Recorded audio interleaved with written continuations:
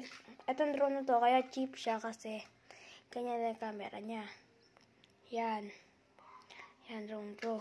Tapos, yung mga extra propellers niya, tsaka ayun yung charger. Itong remote na to, kailangan na itong battery ay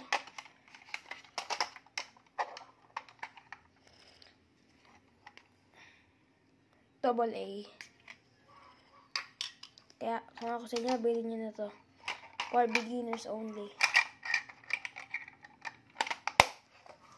Huwag muna kayo guys, bibili ng mga mahalin. Kasi baka masayang lang, hindi pa kayo sanay magpalipad.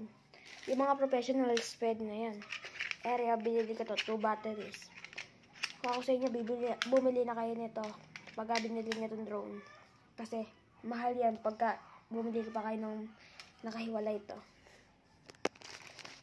Wait lang, bubuksan ko lang to.